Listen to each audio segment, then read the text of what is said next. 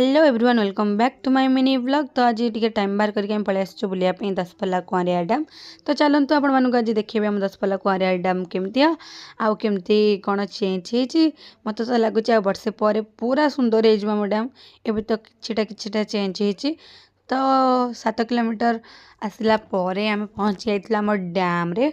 तो देखु डैम रे पशु पशु एमती गोटे गेट थिला, एठी गेट ऊपर टाइगर थिला, एपट साइड रे थिला एलिफेंट आउ बटरफ्लाए एंड डायनासोर एमती किछिटा थिले एनिमल। तापर आम ऊपर को पलि आसलु टिके आम शिवजी पाखक माने आम भोले बाबा। तो मुझे देखिली बहुत सुंदर लगिले। मुझे गोटे स्लो मोशन रील्स बनई भाविली आपण मान आगे सेयार करके देखईदेवी टिके आम शिव ठाकुर को। तो देखु केते बढ़िया होती केते बड़ मूर्ति। तो एठिके मुझे दौड़ दौड़ी आसी कि फोटो उठाइबा देखिपारे ये भल फोटो उठुचे। तो फोटो उठे आसला गोटे जिन देखो आप हसी हसी गड़ीचे।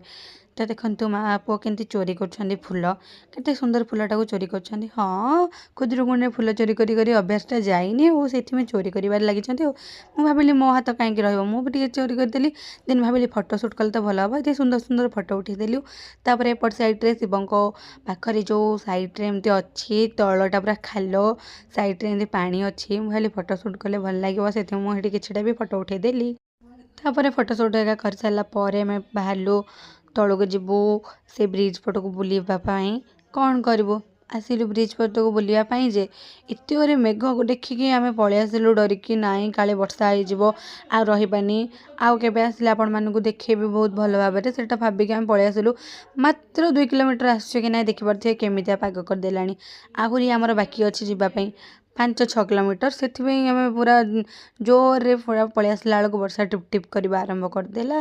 देन वर्षा पूरा जोर है जे आम कौन करूँ देखु आपण मैंने पाखे तो किसी ना छता ना कि ना जेहेतु आम जाइचु एमती गोटे मुंडे थी जरीटे। तापर ये गोटे नुआ बोह जाता आम डाडू। तो ये वर्षा पवन माड़ खाई खाई आम पलि आसलु घर को। तो बाय बाय फिर मिलेंगे जल्दी जल्दी। लाइक शेयर सब्सक्राइब करें जमा भूलें।